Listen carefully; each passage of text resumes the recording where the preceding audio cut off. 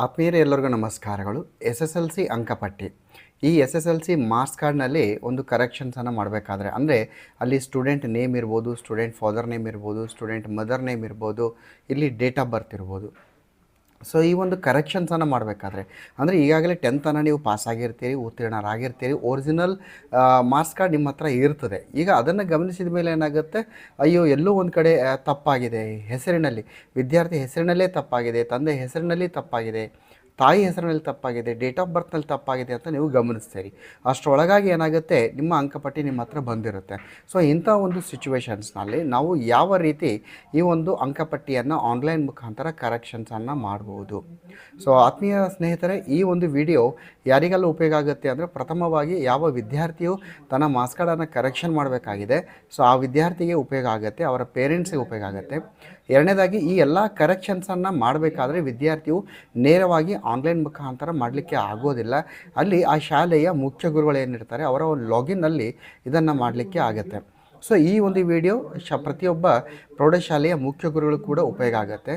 ಇನ್ನು ಮೂರನೇದಾಗಿ ಏನಾಗುತ್ತೆ ಅಂದರೆ, ಈ ಒಂದು ಪ್ರಕ್ರಿಯೆಯಲ್ಲಿ ಒಂದು ಜ್ಞಾಪನವನ್ನು ಕೊಡಬೇಕಾಗುತ್ತೆ BO ಕಚೇರಿಯಿಂದ, ಕ್ಷೇತ್ರ ಶಿಕ್ಷಣಾಧಿಕಾರಿಗಳ ಕಚೇರಿ ಅಂತ ನಾವೇನು ಹೇಳ್ತೇವೆ. ಸೊ ಈ ಕಚೇರಿಯಿಂದ ಒಂದು ಜ್ಞಾಪನವನ್ನು ಕೊಡಬೇಕಾಗತ್ತೆ. ಸೊ ಈ ಒಂದು ಮಾರ್ಕ್ಸ್ ಕಾರ್ಡ್ ಕರೆಕ್ಷನ್ ಪ್ರೊಸೆಸ್ ಏನಿದೆ, ಈ ಪ್ರೊಸೆಸ್ನಲ್ಲಿ ಶಾಲೆಯ ವಿದ್ಯಾರ್ಥಿ ಬರ್ತಾನೆ, ಅವರ ಪೇರೆಂಟ್ಸ್ ಇನ್ವಾಲ್ವ್ ಆಗ್ತಾರೆ, ಶಾಲೆಯ ಮುಖ್ಯ ಗುರುಗಳು ಹಾಗೂ BO ಕಚೇರಿ ಕೂಡ ಇನ್ವಾಲ್ವ್ ಆಗುತ್ತೆ. ಸೊ ಕೆಲವೊಂದಿಷ್ಟು ಕೇಸ್ಗಳಲ್ಲಿ ಏನಾಗುತ್ತೆ ಅಂದರೆ DDPI ಕಚೇರಿ ಅಥವಾ ಉಪನಿರ್ದೇಶಕರ ಕಚೇರಿ ಅಂತ ಹೇಳ್ತೀವಿ, ಅಲ್ಲಿನಿಂದ ಕೂಡ ಜ್ಞಾಪನ ಬೇಕಾಗುತ್ತೆ. ಸೊ ಆತ್ಮೀಯ ಸ್ನೇಹಿತರೆ, ಈಗಾಗಲೇ ಈ ಒಂದು ಮಾರ್ಕ್ಸ್ ಕಾರ್ಡ್ ಕರೆಕ್ಷನ್ ಬಗ್ಗೆ ನಾನು ಒಂದೆರಡು ವಿಡಿಯೋನ ಮಾಡಿದ್ದೀನಿ. ಸೊ ಈ ಒಂದು ವಿಡಿಯೋ ಸರಣಿ ಏನಾಗುತ್ತೆ ಅಂದರೆ ಕಂಪ್ಲೀಟಾಗಿ ಡೀಟೇಲ್ ಆಗಿ ಎಕ್ಸ್ಪ್ಲೇನ್ ಮಾಡ್ತೀನಿ. ಬಹುಶಃ ಈ ಒಂದು ಮಾರ್ಕ್ಸ್ ಕಾರ್ಡ್ ಕರೆಕ್ಷನ್ ಬಗ್ಗೆ ಸುಮಾರು 2 ರಿಂದ 3 ವಿಡಿಯೋಗಳು ನಾನು ಮಾಡ್ತಾಯಿದ್ದೀನಿ. ಸೊ ಈ ಒಂದು ವಿಡಿಯೋದಲ್ಲಿ ನಾನು ಲೈವ್ ಆಗಿ ಒಬ್ಬ ವಿದ್ಯಾರ್ಥಿಯ ಒಂದು ಮಾರ್ಕ್ಸ್ ಕಾರ್ಡ್ ಕರೆಕ್ಷನ್ ಇದೆ, ಆ ಮಾರ್ಕ್ಸ್ ಕಾರ್ಡ್ ಕರೆಕ್ಷನನ್ನು ಲೈವ್ ಆಗಿ ಅಪ್ಲೈ ಮಾಡ್ತೇನೆ. ಸೊ ಅಪ್ಲೈ ಮಾಡಿದ ಮೇಲೆ ಅಲ್ಲಿ ಏನಾಗುತ್ತೆ, ಮಂಡಳಿಯಿಂದ ಯಾವ ರೀತಿ ಕರೆಕ್ಷನ್ ಆಗುತ್ತೆ, ಯಾವ ರೀತಿ ಫೀಸ್ ಇರ್ತದೆ, ಕರೆಕ್ಷನ್ ಆಗಿರುವಂಥ ಮಾರ್ಕ್ಸ್ಗಳನ್ನು ಯಾವ ರೀತಿ ನಾವು ಡೌನ್ಲೋಡ್ ಮಾಡಬೇಕು ಅಥವಾ ಪೋಸ್ಟಿಗೆ ಬರ್ತದೆ, ಅದನ್ನೆಲ್ಲ ನೋಡ್ತಾ ಹೋಗೋಣ. ಸೊ ಸಾಕಷ್ಟು ವಿದ್ಯಾರ್ಥಿಗಳ ಮಾರ್ಕ್ಸ್ ಕಾರ್ಡ್ ಕರೆಕ್ಷನ್ಸ್ ಫಾರ್ಮನ್ನು ನಾನು ಅಪ್ಲೈ ಮಾಡಿದ್ದೀನಿ. ಸೊ ಈ ರೀತಿ ಅಪ್ಲೈ ಮಾಡಿದಾಗ ಒಂದಿಷ್ಟು ಡಾಕ್ಯುಮೆಂಟೇಷನಲ್ಲಿ ತಪ್ಪುಗಳಾದಾಗ ಏನಾಗುತ್ತೆ ಅಂದರೆ ಕರೆಕ್ಷನ್ಗೆ ವಾಪಸ್ ಹಾಕ್ತಾರೆ. ಸೊ SSLC ಮಂಡಳಿ ಏನಿದೆ, ಮಂಡಳಿಯಿಂದ ನೀವು ಒದಗಿಸಿರುವಂಥ ಡಾಕ್ಯುಮೆಂಟ್ಸು ಇನ್ನೂ ಸ್ಪಷ್ಟವಾಗಿಲ್ಲ, ಅದನ್ನು ಕರೆಕ್ಷನ್ ಮಾಡಿ ಅಪ್ಲೋಡ್ ಮಾಡಿ ಅಂತ ಮತ್ತೆ ಸ್ಟೇಟಸ್ ಬರುತ್ತೆ, ಆವಾಗ ನಾವು ಮತ್ತೆ ಅಪ್ಲೋಡ್ ಮಾಡಬೇಕಾಗತ್ತೆ. ಸೊ ಈ ವಿಡಿಯೋ ಏನಾಗುತ್ತೆ ಅಂದರೆ ನಿಮಗೆ ಲೈವ್ ಆಗಿರುವಂಥ ಒಂದು ಪ್ರೊಸೆಸನ್ನು ಸ್ಟಾರ್ಟ್ ಮಾಡ್ತಾ ಇದ್ದೀನಿ. ಇದು video number 1. So SSLC marks card correction ಅಂತ ಏನಿರ್ತದೆ, ಸೊ ಈ ಒಂದು ಥಂಬ್ನೇಲ್ನಲ್ಲಿ ನಂಬರ್ 1, ನಂಬರ್ 2, ನಂಬರ್ 3 ಅಂತ ನಂಬರ್ಸ್ ಕೊಡ್ತಾ ಹೋಗ್ತೇನೆ. ಪ್ರತಿಯೊಂದನ್ನು ಗಮನಿಸಬೇಕು, ಯಾಕಂದರೆ ಇಲ್ಲಿ ಒಂದು ಪ್ರಾಕ್ಟಿಕಲ್ ಆಗಿ ಅಪ್ಲೈ ಮಾಡುವಂಥ ಒಂದು ಪ್ರೊಸೆಸನ್ನು ನಾನು ಎಕ್ಸ್ಪ್ಲೇನ್ ಮಾಡ್ತಾ ಇದ್ದೀನಿ. ಸೊ ಬನ್ನಿ ನೋಡ್ತಾ ಹೋಗೋಣ. ಇಲ್ಲಿ ಈಗ ನೀವು ಈ ಒಂದು ಪ್ರೊಸೆಸ್ ಈಗಾಗಲೇ ಹೇಳಿರುವ ಹಾಗೆ ಮಾರ್ಕ್ಸ್ ಕಾರ್ಡ್ ಕರೆಕ್ಷನ್ಸಿಗೆ ಆನ್ಲೈನ್ ಅರ್ಜಿ ಸಲ್ಲಿಸಬೇಕಾದ್ರೆ ಮುಖ್ಯ ಗುರುಗಳೇ ಸಲ್ಲಿಸಬೇಕು. ಬಟ್ ಇಲ್ಲಿ ವಿದ್ಯಾರ್ಥಿ ಪೇರೆಂಟ್ಸ್ಗೂ ಗೊತ್ತಿರಬೇಕು, ಯಾಕಂದರೆ ಮುಖ್ಯ ಗುರುಗಳು ಈ ಒಂದು ಪ್ರೊಸೆಸ್ಗೆ ಆನ್ಲೈನ್ ಮುಖಾಂತರ ಅರ್ಜಿಯನ್ನು ಸಲ್ಲಿಸುವಾಗ ಏನೆಲ್ಲ ಡಾಕ್ಯುಮೆಂಟ್ ಅಪ್ಲೋಡ್ ಮಾಡಬೇಕು, ಆ ಡಾಕ್ಯುಮೆಂಟ್ಸನ್ನು ಇಲ್ಲಿ ವಿದ್ಯಾರ್ಥಿ ಮತ್ತು ಪೇರೆಂಟ್ಸೇ ಪ್ರೊವೈಡ್ ಮಾಡಬೇಕಾಗತ್ತೆ. So that's why it's very important for all. ನಿಮ್ಮ ಮೊಬೈಲ್ ಅಥವಾ ಲ್ಯಾಪ್ಟಾಪಿನ ಗೂಗಲ್ ಸರ್ಚ್ ಇಂಜನನ್ನು ಓಪನ್ ಮಾಡಿ, ಅಲ್ಲಿ ನೀವೇನು ಮಾಡಬೇಕು, SSLC ಕರ್ನಾಟಕ ಅಂತ ಟೈಪ್ ಮಾಡಿ. SSLC ಕರ್ನಾಟಕ ಅಂತ ಅಂದರೆ ಈ ಒಂದು ಬೋರ್ಡ್ ಇರುತ್ತಲ್ಲ, ಬೋರ್ಡಿನ ಒಂದು ಅಫಿಷಿಯಲ್ ವೆಬ್ಸೈಟ್ಗೆ ಹೋಗಬೇಕು. ಸೊ ಈ ಪ್ರೊಸೆಸ್ ಎಲ್ಲ ಮಾಡ್ತಾ ಇರೋದು ಯಾರು ಮಾಡ್ತಾರೆ ಅಂದರೆ ಶಾಲೆಯ ಮುಖ್ಯ ಗುರುಗಳು. ಸೊ ಇಲ್ಲಿ SSLC ಕರ್ನಾಟಕ ಅಂತ ಟೈಪ್ ಮಾಡಿ ಸರ್ಚನ್ನು ಕೊಡಿ. ಆಗ ನಿಮಗೆ ಇಲ್ಲಿ home Karnataka school examination and assessment board ಅಂತ ಒಂದು ಸರ್ಚ್ ರಿಸಲ್ಟ್ ಇಲ್ಲಿ ಬರುತ್ತೆ. ಸೊ ಇಲ್ಲಿ ನೀವು ಕ್ಲಿಕ್ ಮಾಡಿದಾಗ ನಮಗೆ ಈ Karnataka school examination and assessment ಬೋರ್ಡಿನ ಒಂದು ಹೋಮ್ ಪೇಜ್ ತಾವಿಲ್ಲಿ ಗಮನಿಸ್ತಾ ಇದ್ದೀರಿ. ಇಲ್ಲಿ ಏನಾಗಿದೆ ಅಂದರೆ SSLC ಪೋರ್ಟಲ್ ಅಂತ ಇದೆ, ಇಲ್ಲಿ SSLC ಸ್ಕೂಲ್ ಲಾಗಿನ್ ಅಂತ ಇದೆ.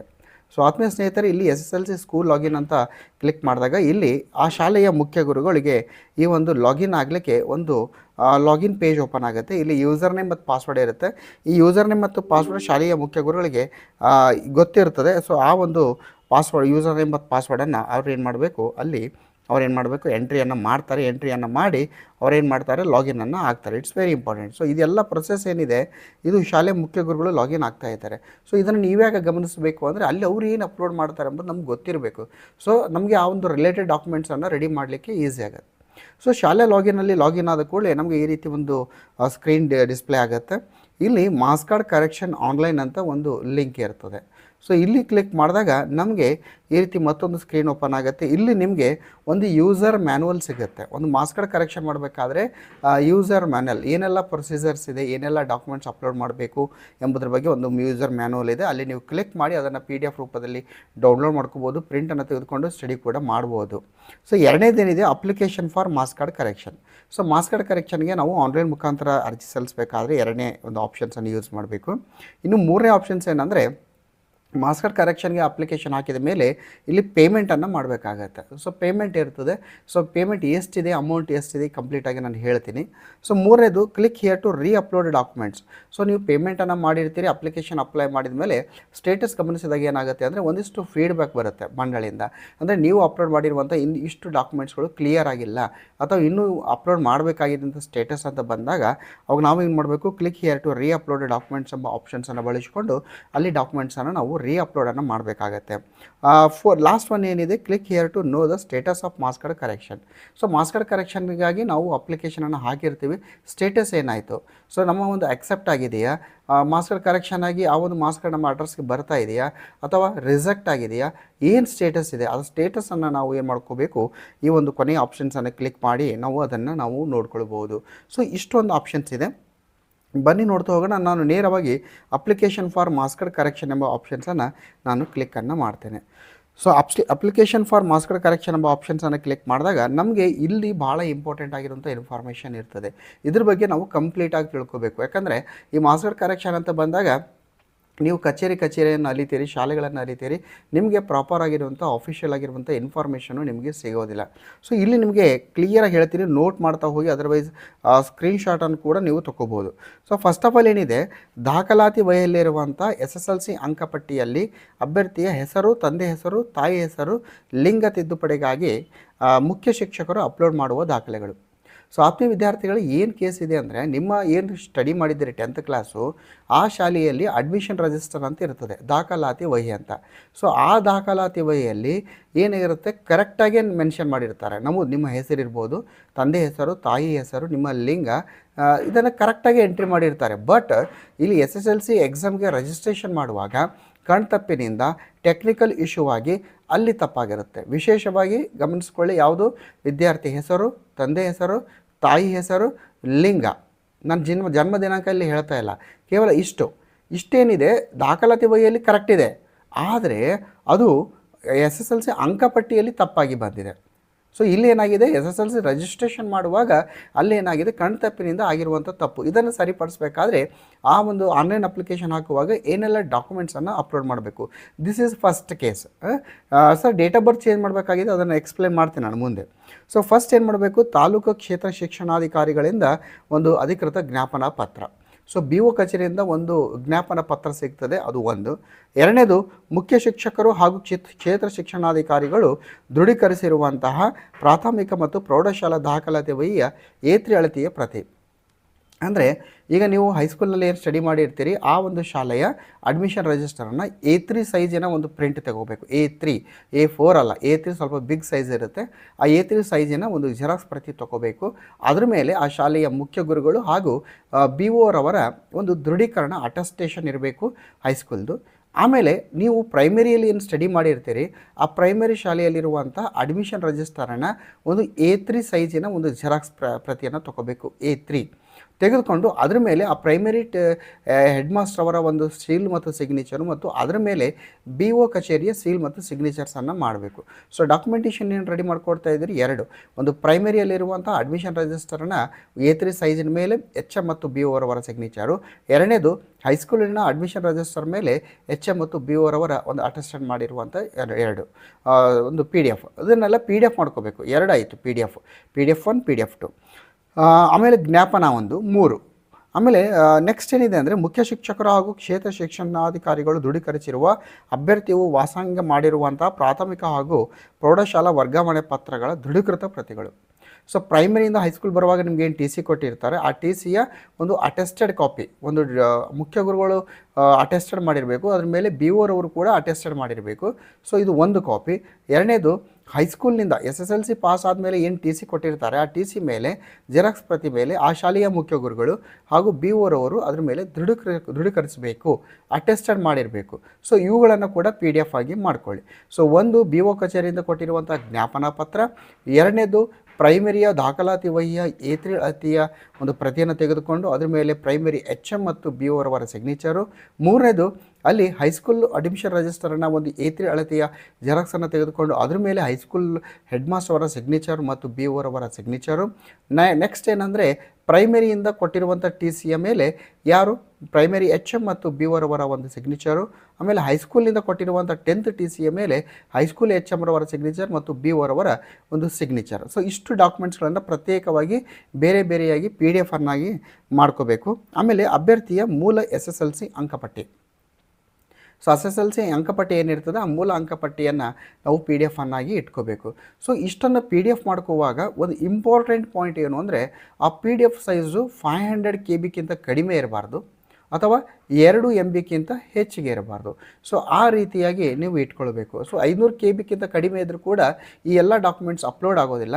ಇನ್ನು 2 MB ಹೆಚ್ಚಿಗೆ ಇದ್ದರೂ ಕೂಡ ಈ ಯಾವ ಡಾಕ್ಯುಮೆಂಟ್ಸ್ಗಳು ಅಪ್ಲೋಡ್ ಆಗೋದಿಲ್ಲ. ಈ ರೀತಿ ನೀವು ಅದನ್ನು ಮಾಡಬೇಕು. ಸರ್ ಇದನ್ನು ಯಾವ ರೀತಿ ಮೇಂಟೈನ್ ಮಾಡಬೇಕು ಅಂದರೆ ನೀವೇನು PDF ಮಾಡ್ತಾ ಇರ್ತೀರಿ ಆ್ಯಪ್ಗಳನ್ನು ಬಳಸಿಕೊಂಡು ಅಲ್ಲಿ ನೀವು ಏನು ಫೋಟೋ ಕ್ಲಿಕ್ ಮಾಡ್ತೀರಲ್ಲ ಆ ಫೋಟೋ ಒಂದು ರೆಸೊಲ್ಯೂಷನನ್ನು, ಫೋಟೋ ಕ್ವಾಲಿಟಿಯನ್ನು ನೀವು ಕಡಿಮೆ ಮಾಡ್ಬೋದು. ಅದರ್ವೈಸ್ ನೀವು PDF ಅನ್ನು ಮಾಡಿದ ನಂತರ PDF ಒಂದು ವೇಳೆ 2 MB ಹೆಚ್ಚಿಗೆ ಆಗಿದರೆ ಆ PDF ಸೈಜನ್ನು ನೀವು ಆನ್ಲೈನ್ ಆ್ಯಪ್ಗಳನ್ನು ಬಳಸಿಕೊಂಡು ಸಾಫ್ಟ್ವೇರ್ ಬಳಸ್ಕೊಂಡು ರೆಡ್ಯೂಸ್ ಮಾಡ್ಬೋದು. ಅಥವಾ ನಿಮ್ಮ PDF ಸೈಜು 500 KB ಕಡಿಮೆ ಇದೆ ಅಂದರೆ ಆನ್ಲೈನಲ್ಲಿ ಸಾಕಷ್ಟು ಸಾಫ್ಟ್ವೇರ್ ಇದೆ, PDF ಫೈಲ್ ಸೈಜ್ ಇನ್ಕ್ರೀಸರ್ ಮತ್ತು ರೆಡ್ಯೂಸರ್ ಅಂತ. ಆ ಸಾಫ್ಟ್ವೇರ್ಗಳ ಮುಖಾಂತರ ಸೈಜನ್ನು ನೀವು ಇನ್ಕ್ರೀಸ್ ಕೂಡ ನೀವು ಮಾಡ್ಬೋದು. ಸೊ ಒಟ್ಟಾರೆಯಾಗಿ 500 KB ಇಂದ 2 MB ವರೆಗೆ ಆ ಸೈಜ್ ಇರಬೇಕು. ಸೊ ಇಷ್ಟು ವೆರಿ ಇಂಪಾರ್ಟೆಂಟ್ ಆಗಿರುವಂಥದ್ದಿದೆ. ಈಗ ಸರ್ ಇಲ್ಲ ಸರ್ ನಮ್ಮದು ಅಂಕ ಡೇಟ್ ಆಫ್ ಬರ್ತಲ್ಲಿ ಚೇಂಜ್ ಮಾಡ್ಬೋದಿದೆ. ಸೊ ಅಲ್ಲಿ ನಾವು ಏನು ಮಾಡಬೇಕು ಅಂದರೆ ಎಲ್ಲ ಡಾಕ್ಯುಮೆಂಟ್ಸ್ಗಳು ಸೇಮ್ ಇದೆ, ಎಲ್ಲ ಡಾಕ್ಯುಮೆಂಟ್ಸ್ಗಳನ್ನು ಸೇಮ್ ಯಾವುದೂ ಬದಲಾವಣೆ ಇಲ್ಲ.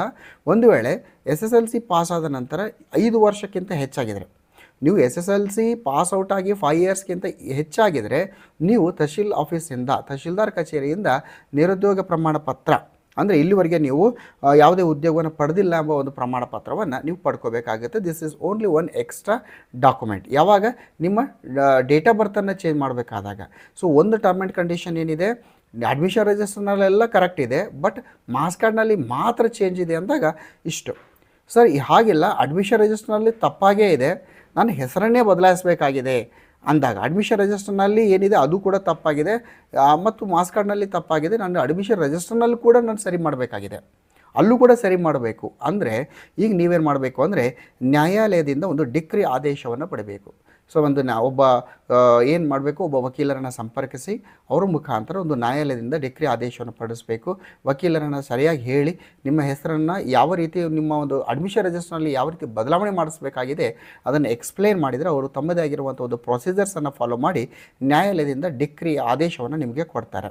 ಸೊ ಏನಾಗಿದೆ ಅಡ್ಮಿಷನ್ ರಿಜಿಸ್ಟರ್ನಲ್ಲೂ ಚೇಂಜ್ ಮಾಡಬೇಕು, SSLC ಮಾರ್ಕ್ಸ್ ಕಾರ್ಡ್ನಲ್ಲೂ ಕೂಡ ಚೇಂಜ್ ಮಾಡಬೇಕಾಗಿದ್ದರೆ ಈಗ ನೀವೇನು ಮಾಡಬೇಕು, ಫಸ್ಟ್ ಆಫ್ ಆಲ್ ಅಭ್ಯರ್ಥಿಯ ಮೂಲ SSLC ಅಂಕಪಟ್ಟಿ ಇರಬೇಕು. ಎರಡನೇದು ನ್ಯಾಯಾಲಯದಿಂದ ಡಿಕ್ರಿ ಆದೇಶ ಪತ್ರ, ಇದು ವಕೀಲರವರು ಸಹಾಯದಿಂದ ಪಡ್ಕೊಳ್ಬೇಕಾಗತ್ತೆ. ಮೂರನೇದು ಏನು ಮಾಡಬೇಕಾಗತ್ತೆ ಅಂದರೆ ಇಲ್ಲಿ ಶಾಲಾ ಒಂದು ದಾಖಲಾತಿ ವಹಿಯಲ್ಲಿ ತಿದ್ದುಪಡಿ ಬಗ್ಗೆ ಜಿಲ್ಲಾ ಉಪನಿರ್ದೇಶಕರು DDPI ಅಂತ ಏನು ಹೇಳ್ತೀವಲ್ಲ, DDPI ಹಾಗೂ ಮುಖ್ಯ ಶಿಕ್ಷಕರಿಂದ ದೃಢೀಕರಿಸಿದ A3 ಅಳತೆಯ ಪ್ರತಿ. ಸೊ ದಾಖಲಾತಿ ಏನಿರುತ್ತೆ ಅಡ್ಮಿಷನ್ ರಿಜಿಸ್ಟರ್ನಲ್ಲಿ ಏನು ತಿದ್ದುಪಡಿ ಮಾಡಬೇಕಾಗಿದೆ, ಸೊ ಅದನ್ನು ಅಲ್ಲಿ ನೀವೇನು ಮಾಡಬೇಕು, ತಿದ್ದುಪಡಿಯನ್ನು ಮಾಡಿಸಿ. ಯಾವಾಗ ತಿದ್ದುಪಡಿಯನ್ನು ಮಾಡಿಸಿ ಒಂದು ಡಿಕ್ರಿ ಬರುತ್ತದೆ, ಒಂದು ಕೋರ್ಟ್ ಡಿಕ್ರಿ ಬಂದ ನಂತರ ಅದನ್ನು ರೆಫರೆನ್ಸ್ ಆಗಿ ಇಟ್ಕೊಂಡು ನಿಮ್ಮ ಒಂದು ದಾಖಲಾತಿ ರಿಜಿಸ್ಟರ್ನಲ್ಲಿ ತಿದ್ದುಪಡಿಯನ್ನು ಮಾಡಿಸಿ ಅದ್ರ ಮೇಲೆ HM ಸಿಗ್ನೇಚರ್ ಇರಬೇಕು ಹಾಗೂ DDPI ಅವರ ಸಿಗ್ನೇಚರ್ ಇರಬೇಕು. ಜಿಲ್ಲಾ ಹಂತದ ಅಧಿಕಾರಿಗಳಾಗ್ತಾರೆ ಇವರು. ಆಮೇಲೆ ಜಿಲ್ಲಾ ಉಪನಿರ್ದೇಶಕರಿಂದ ತಿದ್ದುಪಡಿಯ ಬಗ್ಗೆ ಒಂದು ಜ್ಞಾಪನ ಪತ್ರ, ಅಂದರೆ DDPI ಕಚೇರಿಯಿಂದ ಒಂದು ಜ್ಞಾಪನ ಪತ್ರವನ್ನು ಕೂಡ ಹೊರಡಿಸ್ಬೇಕಾಗ್ತದೆ, ಅದನ್ನು ಮಾಡಬೇಕು ನೀವು. ಸೊ ಅದನ್ನು ಹೊರಡಿಸ್ಬೇಕಾದ್ರೆ ನೀವು DDPI ಅವರಿಗೆ ಒಂದು ಲೆಟರ್ ಬರೀಬೇಕು, ರಿಲೇಟೆಡ್ ಆಗಿರುವಂಥ ಡಾಕ್ಯುಮೆಂಟ್ಸ್ಗಳನ್ನು ಹಚ್ಚಿ ಅಪ್ಲಿಕೇಶನನ್ನು ಕೊಟ್ಟರೆ ಆ ಒಂದು ಜ್ಞಾಪನ ಪತ್ರವನ್ನು ಅವರು ಕೊಡ್ತಾರೆ. ಸೊ ಇದೇ ರೀತಿ ನ್ಯಾಯಾಲಯದಿಂದ ಒಂದು ಡೇಟ್ ಆಫ್ ಬರ್ತ್ನಲ್ಲಿ ಚೇಂಜ್ ಮಾಡಿಸ್ಬೇಕಾದ್ರೆ ಎಲ್ಲನೂ ಸೇಮ್ ಆಗಿರ್ತದೆ. ಬಟ್ ಎಕ್ಸ್ಟ್ರಾ ಏನಂದರೆ ಈ ಒಂದು ನಾನ್ ಎಂಪ್ಲಾಯ್ಮೆಂಟ್ ಸರ್ಟಿಫಿಕೇಟ್ ಏನು ಮಾಡಬೇಕು, ಈ ಒಂದು ತಹಶೀಲ್ದಾರ್ ಕಚೇರಿಯಿಂದ ಪಡಿಬೇಕು. ಎಲ್ಲ ಸೇಮ್ ಬಟ್ ಅಡಿಷ್ನಲ್ ಒಂದು ಆಗಿರ್ತದೆ. ಸೊ ಇಷ್ಟೊಂದು ಏನಿದೆ ಅಂದರೆ ಇದು ಭಾಳ ಇಂಪಾರ್ಟೆಂಟ್. ಇಷ್ಟು ದಿಸ್ ಇಸ್ ಅಫಿಷಿಯಲ್ ಇನ್ಫಾರ್ಮೇಷನ್ ಇದೆ. ಇಷ್ಟು ಗೊತ್ತಿದ್ದರೆ ಸಾಕು, ಖಂಡಿತವಾಗಿ ಕೂಡ ಮುಂದಿನ ಹಂತಕ್ಕೆ ನಾವು ಹೋಗಬೇಕು. ಸೊ ಇಷ್ಟೆಲ್ಲ ಆದಮೇಲೆ ಇಲ್ಲೇನು ಮಾಡ್ತಾರೆ ಮುಖ್ಯ ಗುರುಗಳು, I have read the above instructions, ಅದರ ಪಕ್ಕದಲ್ಲಿರುವಂಥ ಒಂದು ಬಾಕ್ಸ್ ಏನಿದೆ ಕ್ಲಿಕ್ ಮಾಡ್ತಾರೆ. ಸೊ ಆ ಒಂದು ರೈಟ್ ಮಾರ್ಕ್ ಕ್ಲಿಕ್ ಮಾಡಿ ಕೆಳಗಡೆ ಕ್ಲಿಕ್ ಹಿಯರ್ ಟು ಪ್ರೊಸೀಡ್ ಅಂತ ಇದೆ. So click here to proceed ಅಂತ ಬಂದಾಗ ನಮಗೆ ಮತ್ತೊಂದು ಸ್ಕ್ರೀನ್ ಓಪನ್ ಆಗುತ್ತೆ. ಇಲ್ಲಿ ಕರೆಕ್ಷನ್ ರಿಕ್ವೈರ್ಡ್ ಇನ್. ಸೊ ಎಲ್ಲಿ ಕರೆಕ್ಷನ್ ಮಾಡಬೇಕಾಗಿದೆ, ಕ್ಯಾಂಡಿಡೇಟ್ ನೇಮ್ನಲ್ಲಿ ಮಾಡಬೇಕಾ, ಕ್ಯಾಂಡಿಡೇಟ್ ಫಾದರ್ ನೇಮ್ನಲ್ಲಿ ಮಾಡಬೇಕಾ, ಮದರ್ ನೇಮ್ನಲ್ಲಿ ಮಾಡಬೇಕಾ, ಜೆಂಡರ್ನಲ್ಲಿ ಮಾಡಬೇಕಾ, ಡೇಟ್ ಆಫ್ ಬರ್ತ್ನಲ್ಲಿ ಮಾಡಬೇಕಾ. ಸೊ ಎಲ್ಲಿ ನಿಮಗೆ ಕರೆಕ್ಷನ್ ಮಾಡಬೇಕಾಗಿದೆ, ಎಲ್ಲಿ ನಿಮಗೆ ತಿದ್ದುಪಡಿ ಮಾಡಬೇಕಾಗಿದೆ, ಅಲ್ಲಿ ಪಕ್ಕದಲ್ಲಿರುವಂಥ ಬಾಕ್ಸ್ ಮೇಲೆ ಇಲ್ಲಿ ಮುಖ್ಯ ಗುರುಗಳು ಕ್ಲಿಕ್ಕನ್ನು ಮಾಡ್ತಾರೆ. ಸೊ ನನಗೆ ಈಗ ಕ್ಯಾಂಡಿಡೇಟ್ ನೇಮ್ನಲ್ಲಿ ಮಾತ್ರ ಮಾಡಬೇಕಾಗಿದ್ದರೆ ಕ್ಯಾಂಡಿಡೇಟ್ ನೇಮ್ ಅಂತ ಇಷ್ಟೇ ಕ್ಲಿಕ್ ಮಾಡಿ, ಫಾದರ್ ನೇಮ್ನಲ್ಲೂ ಮಾಡಬೇಕಾದ್ರೆ ಅದನ್ನು ಕೂಡ ಕ್ಲಿಕ್ ಮಾಡಿ, ಮದರ್ ನೇಮ್ನಲ್ಲಿ ಕರೆಕ್ಷನ್ಸ್ ಇದೆಯಾ, ಸ್ಪೆಲ್ಲಿಂಗ್ ಮಿಸ್ಟೇಕ್ ಅಲ್ಲೂ ಮಾಡಿ, ಡೇಟ್ ಆಫ್ ಬರ್ತ್ನಲ್ಲಿ ಇದೆಯಾ ಅಲ್ಲೂ ಮಾಡಿ. ಸೊ ಯಾವನಲ್ಲಿ ಕರೆಕ್ಷನ್ಸ್ ಮಾಡಬೇಕಾಗಿದೆ ಅಲ್ಲಿ ಪಕ್ಕದಲ್ಲಿರುವಂಥ ಬಾಕ್ಸ್ನಲ್ಲಿ ರೈಟ್ ಮಾರ್ಕ್ ಹಾಕಬೇಕು. ಕೆಳಗಡೆ ಇದೆ year of passing as in marks card 2002 and before. 2002ಕ್ಕಿಂತ ಮೊದಲು ನೀವು SSLC ಉತ್ತೀರ್ಣರಾಗಿದ್ದೀರಾ ಅಥವಾ 2003ಕ್ಕಿಂತ ನಂತರ ನೀವು ಏನು ಮಾಡಿದ್ದೀರಿ ಉತ್ತೀರ್ಣರಾಗಿದ್ದೀರಾ ಅಂತ ಕೇಳ್ತಾರೆ. ಆಗ ನೀವು ನೋಡ್ಕೋಬೇಕು ಯಾವ ಒಂದಿರು ಬರ್ತೀರಿ. ನಾನು ಎಕ್ಸಾಂಪಲ್ ಆಗಿ 2003 ಆ್ಯಂಡ್ ಆಫ್ಟರ್ ಅಂತ ಮಾಡಿದ್ದೀನಿ. ಸೊ ಇಷ್ಟೊಂದು ಸೆಲೆಕ್ಟ್ ಮಾಡ್ತೀನಿ. ಇಷ್ಟೊಂದು ಸೆಲೆಕ್ಟ್ ಮಾಡಿದ ನಂತರ ಇಲ್ಲಿ ನನಗೆ ಎಂಟರ್ ರಿಜಿಸ್ಟರ್ ನಂಬರ್ ಅಂತ ಇದೆ. ಸೊ ರಿಜಿಸ್ಟರ್ ನಂಬರನ್ನು ನಾನು ಇಲ್ಲಿ ಎಂಟ್ರಿಯನ್ನು ಮಾಡ್ತೀನಿ. ಆತ್ಮೀಯ ಸ್ನೇಹಿತರೆ, ಇಲ್ಲಿ ನಾನು ಆ ರಿಜಿಸ್ಟರ್ ನಂಬರ್ನ ಎಂಟ್ರಿ ಮಾಡಿದ ನಂತರ ವ್ಯೂ ಅಂತ ಮಾಡಿರ್ತೀನಿ. ಆಗ ನಮಗೆ ಆ ಒಬ್ಬ ವಿದ್ಯಾರ್ಥಿಯ ಇನ್ಫಾರ್ಮೇಷನ್ ಬರುತ್ತೆ. ಅಂದರೆ ಕ್ಯಾಂಡಿಡೇಟ್ ನೇಮ್ ಬರುತ್ತೆ, ಫಾದರ್ ನೇಮ್ ಬರುತ್ತೆ, ಆಮೇಲೆ ಮದರ್ಸ್ ನೇಮ್ ಇದೆ, ಇಯರ್ ಆಫ್ ಪಾಸಿಂಗ್ ಬರುತ್ತೆ, ರಿಜಿಸ್ಟರ್ ನಂಬರ್ ಬರುತ್ತೆ, ಹೌದಾ, ಜೆಂಡರ್ ಬರ್ತದೆ, ಸ್ಕೂಲ್ ಕೂಡ ಇರುತ್ತೆ ಇಲ್ಲಿ. ಸೊ ಇಲ್ಲಿ ಫೀಸ್ ಕೂಡ ಇದೆ. ಇಲ್ಲಿ ಫೀಸ್ 1000 ರೂಪೀಸ್ ಫೀಸ್ ಇದೆ. ಯಾಕಂದರೆ ಇಲ್ಲಿ ನಾನು ಕೇವಲ ಒಂದು ಫಾದರ್ ನೇಮ್ ಕರೆಕ್ಷನ್ಸ್ಗೆ ಮಾತ್ರ ನಾನು ಹಾಕಿದ್ದೀನಿ. ಇಲ್ಲಿ ಏನಾಗುತ್ತೆ, ಒಂದು 1000 ರೂಪೀಸ್ ಫೀಸ್ ಇದೆ. ಸೊ ಇದಾದಮೇಲೆ ನೆಕ್ಸ್ಟ್ ಏನಾಗುತ್ತೆ ಅಂದರೆ ಇಲ್ಲಿ ಕ್ಯಾಂಡಿಡೇಟ್ಸ್ ಪೇರೆಂಟ್ ಮೊಬೈಲ್ ನಂಬರನ್ನು ಎಂಟ್ರಿ ಮಾಡಬೇಕು. ಇಲ್ಲಿ ಭಾಳ ಇಂಪಾರ್ಟೆಂಟ್ ಆಗುತ್ತೆ. ಯಾಕಂದರೆ ಈ ಎಂಟ್ರಿ ಮಾಡಿದ ನಂತರ ಒಂದು OTP ಬರ್ತದೆ ಕೆಳಗಡೆ. ಸೊ ಇದಾದ ನಂತರ ಇಲ್ಲಿ ನಿಮಗೆ ಅಪ್ಲೋಡ್ ಮಾಡಲಿಕ್ಕೆ ಅವಕಾಶ ಕೊಟ್ಟಿದ್ದಾರೆ. ಒಂದು ಅಪ್ಲೋಡ್ದ DDP or BO memo, BO ಅಥವಾ DDP. ನಾನು ಹೇಳಿದ್ದೀನಿ ಯಾವ ಕೇಸ್ನಲ್ಲಿ DDP ಮೆಮೊ ಬೇಕು, ಯಾವ ಕೇಸ್ನಲ್ಲಿ BO ಮೆಮೊ ಬೇಕೆಂಬುದನ್ನು ಎಕ್ಸ್ಪ್ಲೇನ್ ಮಾಡಿದ್ದೀನಿ. ಸೊ ಅದೊಂದು ಮೆಮೊವನ್ನು ನೀವು ಮಾಡಿಟ್ಕೋಬೇಕು. ಆ ಸೈಜು 500 KB ಟು 1 MB ಇದೆ. ಅಲ್ಲಿ 2 MB ಅಂತ ಇತ್ತು. ಈಗ ಮತ್ತೆ ಒಂದಿಷ್ಟು ನೋಡ್ತಾ ಹೋದಾಗ 1 MB ಅಂತ ಇದೆ. ಸೊ ಅವಾಗ ನಾವೇನು ಮಾಡಬೇಕು, 1 MB ಸ್ವಲ್ಪ ಚೇಂಜ್ ಆಗಿದೆ, ಇದು 1 MB ಒಳಗೆ ಇರಬೇಕು. ಸೊ ಈಗ ನಾನು ಎಕ್ಸಾಂಪಲ್ ಆಗಿ ಒಂದೊಂದು ಚೂಸ್ ಫೈಲ್ ಅಂತ ಮಾಡ್ತೀನಿ. ಚೂಸ್ ಫೈಲ್ ಅಂತ ಮಾಡಿದಾಗ ನಮಗೆ ಇಲ್ಲಿ ಆಲ್ರೆಡಿ ನಾವು ಎಲ್ಲ ಫೈಲ್ಸ್ಗಳನ್ನು ನಾವೇನು ಮಾಡಬೇಕು, ಒಂದು ರಿಕ್ವೈರ್ಡ್ ಸೈಜ್ನಲ್ಲಿ 500 ಟು 100 MB ಏನಿದೆ ಅಲ್ಲಿ ಸೈಜ್ನಲ್ಲಿ ಇಟ್ಕೋಬೇಕು. ಪ್ರೊಫೈಲ್ ಇಲ್ಲಿ ನೋಡಿ, ಇಲ್ಲಿ ಬಂದಿದೆ, ಇಲ್ಲಿ ಒಂದು ಚೂಸ್ ಫೈಲು. ಇಲ್ಲಿ ಮುಂದೆ ಅಪ್ಲೋಡ್ ಅಂತ ಮಾಡಬೇಕು. ನೋಡಿ, ಡಾಕ್ಯುಮೆಂಟ್ ಅಪ್ಲೋಡೆಡ್ ಸಕ್ಸಸ್ಫುಲಿ ಅಂತ ಬಂತು. ಸೊ ಒಂದು ಡಾಕ್ಯುಮೆಂಟನ್ನು ಚೂಸ್ ಫೈಲ್ ಮಾಡಬೇಕು. ಆಮೇಲೆ ಏನು ಮಾಡಬೇಕು, ಅಪ್ಲೋಡ್ ಅಂತ ಹೇಳಬೇಕು. ಯಾವಾಗ ಅಪ್ಲೋಡ್ ಅಂತ ಮಾಡ್ತೀವಿ ಪಕ್ಕದಲ್ಲಿ ವ್ಯೂ ಎಂಬ ಒಂದು ಐಕಾನ್ ಬರ್ತದೆ, ಅದಕ್ಕಿಂತ ಮುಂಚೆ ಬರೋದಿಲ್ಲ. Next upload admission register extract ಅಂತ. ಈಗಾಗಲೇ ಹೇಳಿದೆ ನಾನು, ಅಡ್ಮಿಷನ್ ರಿಜಿಸ್ಟರ್ ಎಕ್ಸ್ಟ್ರಾಕ್ಟನ್ನು ನೀವು ಅಪ್ಲೋಡ್ ಮಾಡಿ ಅಂತ ಹೇಳಿ. ಸೊ ಅಡ್ಮಿಷನ್ ರಿಜಿಸ್ಟರ್ ಅಂದಾಗ ಈಗ ಒಂದು ಕನ್ಫ್ಯೂಷನ್ ಆಗುತ್ತೆ, ಒಂದು ಪ್ರೈಮರಿ ಮತ್ತು ಹೈಸ್ಕೂಲ್ ಎರಡೂ ಅಡ್ಮಿಷನ್ ರಿಜಿಸ್ಟರ್ನ ನೀವು ತೆಗೆದುಕೊಂಡಿರ್ತೀರಿ. ಸೊ ಯಾವುದನ್ನು ಮಾಡಬೇಕು ಅಂದರೆ ಅವೆರಡನ್ನು ನೀವೇನು ಮಾಡಿ ಮರ್ಜ್ ಮಾಡಿ, ಫೈಲನ್ನು ಎರಡು ಮರ್ಜ್ ಮಾಡಿ ಇಲ್ಲಿ ಚೂಸ್ ಫೈಲ್ ಅಂತ ಮಾಡಿ ಅದನ್ನು ಅಪ್ಲೋಡ್ ಮಾಡಿ. ನಾನು ಅದನ್ನು ಮಾಡಿರ್ತೀನಿ ನೋಡಿ ಇಲ್ಲಿ. ಎಸ್, ಸೊ ಇಲ್ಲಿ ಅದನ್ನು ಓಪನ್ ಅಂತ ಮಾಡ್ತೀನಿ, ಆಮೇಲೆ ಅಪ್ಲೋಡ್ ಅಂತ ಮಾಡ್ತೀನಿ. ಅಪ್ಲೋಡ್ ಅಂತ ಮಾಡಿದಾಗ ಮಾತ್ರ ಮತ್ತೆ ಏನಾಗುತ್ತೆ, ಡಾಕ್ಯುಮೆಂಟ್ ಅಪ್ಲೋಡೆಡ್ ಸಕ್ಸಸ್ಫುಲಿ ಅನ್ಬೇಕು, ಆವಾಗ ನಮಗೆ ಓಕೆ ಅಂತ ಆಗುತ್ತೆ. ತಾವಿಲ್ಲಿ ಗಮನಿಸ್ತಾ ಇದ್ದೀರಿ ನಾವು ಯಾವ ರೀತಿ ಡಾಕ್ಯುಮೆಂಟ್ಸನ್ನು ಅಪ್ಲೋಡ್ ಮಾಡ್ತಾ ಇದ್ದೀವಿ, ಪಕ್ಕದಲ್ಲಿ ವ್ಯೂ ಅಂತ ಕಾಣ್ತಾ ಇದೆ.